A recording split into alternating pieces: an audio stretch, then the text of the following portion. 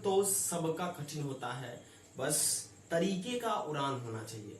दोस्तों आज हम डिस्कस करेंगे पिछले जो आर्टिकल्स चैप्टर को पढ़े थे उसमें जो हमने नियम पढ़ा, उसमें जो हमने जो तर्क जाना, जो कंसेप्ट जाना, उसको आज हम लोग डिस्कस करेंगे। दोस्तों समय बहुत ही कीमती है, इसलिए इसे बर्बाद ना करें और चलिए हम लोग अभ्यास करते हैं। दोस्तों अगर वो वीडियो आप नहीं देखें जो कि हम प्रीवियसली डिस्कस कर चुके हैं, आर्टिकल्स क्या है और उसके तथ्य, तो दोस्तों उसका जो है लिंक डिस्क्रिप्शन बॉक्स में दिया गया है, उसको पहले देखिए, तब जाके इस वीडियो को देखिए, तब और जाके आपको समझ में आएगा। चलिए दोस्तों स्टार्ट करते हैं। दोस्तों इस वीडियो में हम लोग कुछ प्रमुख 7 ऐसे सेंटेंस लिए हैं जिसमें हमको ए और एन के मदद से हमें इसे फिल इन द ब्लैंक्स करना है, इसे हमें भरना है। ठीक है दोस्तों, ये जो है अगर आप ये कंप्लीट पूरा भर लेंगे सही सही, तो इसका मतलब मेरे द्वारा पढ़ाए गए कल का जो क्लास था उसको आपने सही से यूटिलाइज किया है, उपयोग किया है। दोस्तों हम अभ्यास कर रहे हैं पिछले क्लास का जो कि हम लोगों ने आर्टिकल्स पढ़ा था, और उसके आगे दोस्तों और हम लोग समझेंगे। दोस्तों हम लोग इस सेंटेंस में पहले से पढ़ेंगे और इसे ए एन और क्रॉस के मदद से भरेंगे, यानी कि जहां पर ए लगेगा वहां पर ए लगाएंगे, जहां पर एन लगेगा वहां पर एन लगाएंगे, जहां पर कुछ नहीं लगेगा वहां क्रॉस लगाकर निकल जाएंगे। दोस्तों सभी स्टूडेंट्स के लिए, खास करके जो हम लोग एशियन स्पीकर हैं, उनके लिए ए और एन लगाना बड़ा ही मुश्किल काम होता है, लेकिन दोस्तों मैंने जो कल टेक्निक सिखाया था अगर उसके मदद से आप भरेंगे तो आपका गलती नहीं होगा। चलिए हम देखते हैं। दोस्तों पहला सेंटेंस है mister Sonu is dash MLA और एमपी। दोस्तों इसमें एन भरे या ए भरे, तो बहुत लोग क्या करेंगे, इसमें डायरेक्टली ए भरना चाहेंगे। क्यों दोस्तों? क्योंकि पहला अक्षर इसका एम है जो कि वॉवल का श्रेणी नहीं है। लेकिन दोस्तों यहाँ पर गलत हो जाएंगे आप। क्यों गलत हो जाएंगे? क्योंकि आपने अगर यहाँ पर ए भरा है तो आप गलत है, अगर आपने एन भरा है तो इसका मतलब आपने मेरे उस प्रीवियस क्लास को देखा है। ठीक है दोस्तों, यहाँ पर ए नहीं भराएगा। क्यों नहीं भराएगा? क्योंकि जो आगे का, यानी कि हमारा जो अगला नाउन है, आर्टिकल जो भराएगा उसके आगे जो नाउन है, यहाँ पर जो नाउन यूज किया गया है वो है एमएलए, एमएलए। दोस्तों एम ए से अक्षर शुरू हुआ, ए से शुरू हुआ, इसका मतलब दोस्तों ये स्वर के श्रेणी में आता है। हिंदी वर्णमाला में ये स्वर के श्रेणी में आता है। दोस्तों जब कभी आपको उच्चारण में, आपको पहले उच्चारण में अगर अ दिखे, आ दिखे, हर्षई, दीर्घई, हर्षौ, री, ए, ऐ या ओ, तो उसमें आप बिना डरे हुए उस शब्द के पहले एन का प्रयोग करें। तो दोस्तों यहाँ पर mister Sonu is an MLA होगा। ठीक है, क्यों दोस्तों? क्योंकि यहाँ का हिंदी उच्चारण मैंने देखा एम, ए से शुरू हुआ। दोस्तों दूसरा सेंटेंस को समझने का प्रयास करते हैं। He lost dash F I R. दोस्तों यहाँ पर फिर ये कॉन्सोनेंट लेटर है, लेकिन इसका उच्चारण हो रहा एफ, कैसे उच्चारण रहा? एफ आई आर, एफ पहला अक्षर आ रहा है। ठीक है, इसका मतलब दोस्तों ये स्वर के श्रेणी में आ रहा है और इसके पहले दोस्तों एन लगेगा। हम लोग अभ्यास करते जा रहे थे। He lost N F I R. ठीक है, एफ आई आर तो आप लोगों को पता होगा, फर्स्ट इंफॉर्मेशन रिपोर्ट, जो कि हम कोई इंसान हमको जो है परेशान करता है, उसके लिए हम लोग स्टेशन में, पुलिस स्टेशन में जो दर्ज करवाते हैं। He is dash S D O. दोस्तों यहाँ पर भी अक्षर कॉन्सोनेंट है, लेकिन उच्चारण दोस्तों स्वर वर्ण जैसे हो रहा है। देखिए एस डी ओ, यहाँ पर फिर दोस्तों क्या आ गया? ए आ गया। तो यहाँ पर दोस्तों क्या होगा? एन लगेगा, is an S D O. अभी तक जिन लोगों को समझ में नहीं आ रहा है, तो हिंदी वर्णमाला में 16 अक्षर ऐसे हैं जिसको हम लोग स्वर वर्ण के श्रेणी में रखते हैं। ठीक है, जिसमें से अक्षर शुरुआत होता है, उन स्वर अक्षरों का संख्या शुरू होता है ओ, आ, हर्षई, दीर्घई से लेकर ए, ओ और आगे तक बढ़ता जाता है, तो वो स्वर के श्रेणी में आता है। उसको दोस्तों उसके पहले हमेशा हम लोग एन लगाते हैं अगर उच्चारण में आ जाए। ठीक है, I have dash x ray machine. दोस्तों यहाँ पर फिर एक्स आ रहा है जो कि कॉन्सोनेंट है, लेकिन उच्चारण में दोस्तों ए से शुरू हो रहा है, एक्स रे। ठीक है, एक्स जो कि ए से शुरू हो रहा है। दोस्तों ये स्वर वर्ण का श्रेणी है। मैंने आपको कल बताया था कि अगर ये अक्षर उच्चारण में आ जाए इसके पहले हमेशा एन लगाए। तो I have an X ray machine. ठीक है, let me put full stop here. ठीक है, he is dash heir to the throne. दोस्तों ये एयर नहीं होगा, ये दोस्तों HEIR होगा। ठीक है, क्या होगा दोस्तों? HEIR। चलिए इसको हम लोग एयर पढ़ते। दोस्तों यहाँ पर H साइलेंट है, शांत है, आराम से, ये इसका उच्चारण नहीं कर रहे। तो एयर जैसे हम लोग करेंगे, ए से शुरू हुआ यहाँ, और एयर माने दोस्तों होता है कि किसी थ्रोन के लिए वंशज या उसका वारिस होना। ठीक है, तो यहाँ पर दोस्तों ए से शुरुआत, यहाँ पर क्या लगेगा? एन लगेगा। He is an heir to the throne, ठीक है। थ्रोन मतलब सिंहासन होता है दोस्तों, उस सिंहासन के लिए वो एक वारिस है, ठीक है। ओके, चलिए, Ram is dash honest person, ये तो आप लोगों को पता होगा कि इसके पहले एन लगाया जाता है, ठीक है। क्यों दोस्तों? क्योंकि इसका पहला अक्षर एच होने के साथ साथ ये साइलेंट भी है। इसका उच्चारण में ऑनेस्ट, ओ से शुरू होता है, ओ, जो कि दोस्तों स्वर वर्ण है, और इसके पहले हमेशा एन लगेगा, ठीक है। ये हिंदी वाला पार्ट अगर आपको समझ में आ गया ना, तो आप किसी भी तरह के सेंटेंस में जो अगला नाउन आ रहा है उसके पहले आप आराम से ए और एन भर पाइएगा।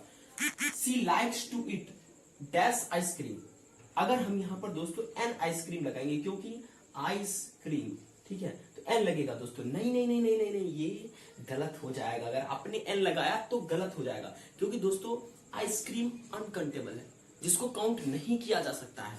इस पे हम लोग क्रॉस लगाएंगे, यहाँ पर ए और एन में से कोई भी प्रयोग नहीं होगा। लेकिन दोस्तों जब कभी रेस्टोरेंट में जाते हैं हम लोग कहीं पर भी, तो हमारा जो वेटर ऑर्डर देने आता है, he can use either the ए और एन, उसके अपने जो भी उसको परफेक्ट लगेगा उसके हिसाब से वो यूज कर सकता है। उसमें गलत उस केस में नहीं होगा, क्योंकि उस केस में वो जो है उसको स्पेसिफाई कर देगा, ठीक है, उसको निश्चितता दे देगा दोस्तों। लेकिन यहाँ पर सीधे यूज किया गया, सी लाइक्स टू ईट, केवल आइसक्रीम होगा, ना ए लगेगा ना ही एन लगेगा। दोस्तों हमें आशा है कि इस अभ्यास में आप कुछ सीख पाए होंगे। तो दोस्तों चलिए आगे और हम समझने का प्रयास करते हैं।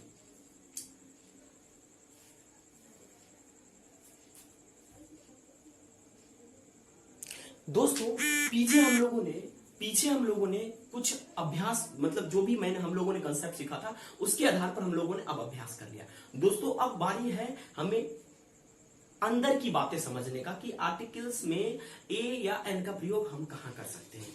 दोस्तों आपको हमेशा ए या एन इसका प्रयोग हमेशा आपको क्या करना है, सिंगुलर काउंटेबल नाउन के साथ करना है। किसके साथ? Singular countable noun. अभी मैं एग्जांपल देकर आपको समझाऊंगा। अब हम लोग इसका उपयोग सीख रहे हैं, सिंगुलर काउंटेबल नाउन, ठीक है, जिसको हम लोग गिन सकते हैं दोस्तों, ठीक है। अब थोड़ा सा नाउन के बारे में चर्चा कर लेते, थोड़ा सा हम लोग करेंगे, डिटेल में नहीं। दोस्तों जैसे कि नाउन आप लोगों ने पढ़ा, तो नाउन में आप लोग पढ़े होंगे कि जिस चीज को हम इजिली काउंट कर सकते हैं, जैसे पेन, मार्कर, इसको इजिली काउंट किया जा सकता है, 1 marker, 2 marker, 3 marker, 1 pen, 2 pen, 3 pen, जिसको इजिली काउंट किया जा सकता है। कोई पर्सन का नाम हो गया, राम, रहीम, सीता, गीता, कोई मतलब जानवर का नाम हो गया, उसको इजिली हम लोग काउंट कर सकते हैं। तो दोस्तों उसको हम लोगों ने क्या कहा, भाई जी इसको जो क्या करिए आप, भैया जी इसको काउंटेबल में डाल दीजिए, मतलब इसको गिना जा सकता है, यानी गणनीय है तो इसको गिना जा सकता है। दोस्तों हम लोग बचपन में नाउन पढ़े थे कि जो है काउंटेबल हो, ठीक है, काउंटेबल नाउन हो, ठीक है दोस्तों। और एक पढ़े थे अनकाउंटेबल नाउन, ठीक है, अनकाउंटेबल नाउन। दोस्तों अब काउंटेबल में भी एक होगा सिंगुलर होगा, है ना, और एक प्लुरल हो जाएगा, है ना।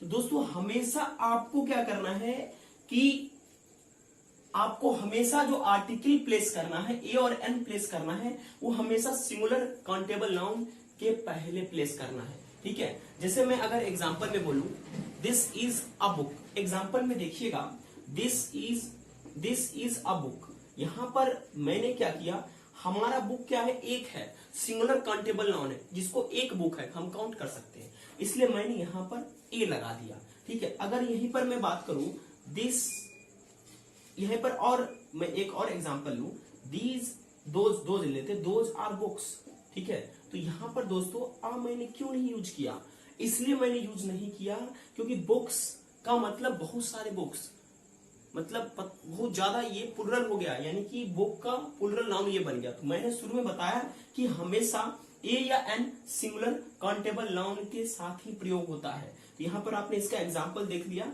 This is a book, those are books, ठीक है। यहाँ पर आप गौर से देखिए, यहाँ पर आ का यूज नहीं होगा। क्यों नहीं होगा? क्योंकि हमारा बुक्स इज व्हाट, ये प्लुरल नाउन बन गया, ठीक है। इसका जो है दोस्तों हम लोगों ने प्लुरल बना दिया, और प्लुरल के केस में हम लोग दोस्तों आर्टिकल्स का प्लेस नहीं करते। आर्टिकल्स का कहने का मतलब ए या एन का प्लेस नहीं करते हैं।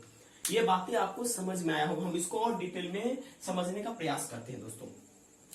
चलिए इतना बातें आप लोगों को समझ में आया होगा। तो मैं कहां पर था अभी, मैं ये बता रहा था कि ए या एन का प्रयोग सिंगुलर काउंटेबल नाउन के साथ किया जाता है। जैसे एक एग्जांपल के तौर पर हम समझने का प्रयास करते हैं, जैसे कि आई हैव अ पेन, ठीक है।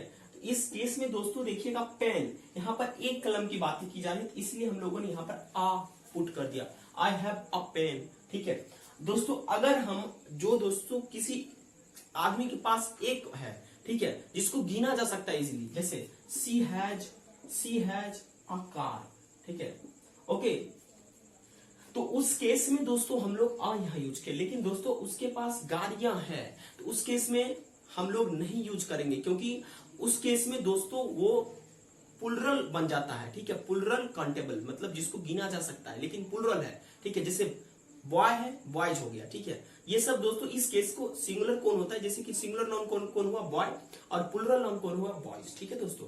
तो आपको हमेशा ध्यान रखना है कि आपको ए और एन का प्रयोग हमेशा सिंगुलर काउंटेबल नाउन के साथ करना है, जिसको इजीली गिना जा सकता है। ओके दोस्तों, चलिए दोस्तों आप लोगों को मैं एक बात बता दूं कि हमको अब दिमाग में ये आना चाहिए कि भैया जी आर्टिकल्स को प्लेस कहां करें, ए और एन को कहां पे लगाए, क्या नाउन के बाद लगा दे, क्या एडजेक्टिव के पहले लगाए या एडवर्ब के पहले लगाए, ठीक है। इस बात को भी समझना बेहद जरूरत है। थोड़ा सा समय दीजिएगा, हम कैमरा चेक कर लेते हैं। चलिए कैमरा परफेक्टली काम कर रहा है। चलिए दोस्तों अब अगला प्राव आता है कि हम लोग किसके पहले आर्टिकल्स यानी ए और एन को प्लेस कर सकते हैं। अभी हम केवल ए और एन का यूज देख रहे हैं। चलिए हम समझते हैं वन बाय वन। अभी मैंने समझाया आपको कि ए एन का प्रयोग सिंगुलर काउंटेबल नाउन के साथ होता है, ठीक है दोस्तों। और आगे हम लोग देखेंगे जब ए और एन को हम लोग अनकाउंटेबल नाउन के साथ उसको स्पेसिफाई करके करते हैं, यानी कई तरीके करने का, वो सीखेंगे धीरे धीरे, ठीक है दोस्तों। मैं अभी आपको क्या बता रहा था कि मैं ये बता रहा था कि हम लोग किस तरह से प्लेस करेंगे। जैसे मैं बोलूं she is good, she is girl पहले बोलूं, ठीक है दोस्तों। इसके बीच में अगर हम भरे तो ए लगाएंगे।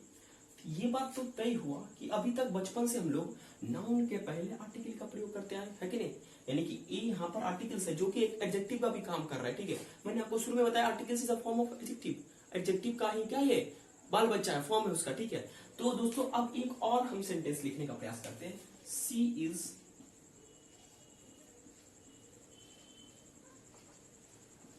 ओके। दोस्तों हम यहां पर कंफ्यूज है कि हम कहां लगाए। दोस्तों अगर हम यहां पर ब्यूटीफुल ए गर्ल लगाए तो नहीं अच्छा हुआ, ठीक है, हम यहां लगा देते। हाँ दोस्तों एक चीज गौर से देखिए, सी इज अ ब्यूटीफुल गर्ल। दोस्तों यहां पर ये पढ़ने में भी अच्छा लगा। और दोस्तों यहां पर ये क्या किया है कि अब नाउन हमारा कौन है, गर्ल, और दोस्तों ब्यूटीफुल इज व्हाट, एडजेक्टिव, ठीक है। और दोस्तों हमेशा ये इसके पहले आगे आर्टिकल्स का काम किया।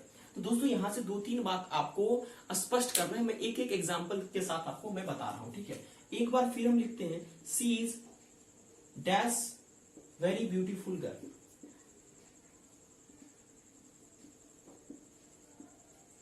तो दोस्तों अगर हम यहां से देखेंगे तो सी इज आ अगर हम यहां पर यूज करते हैं तो यहां पर she is a very beautiful girl.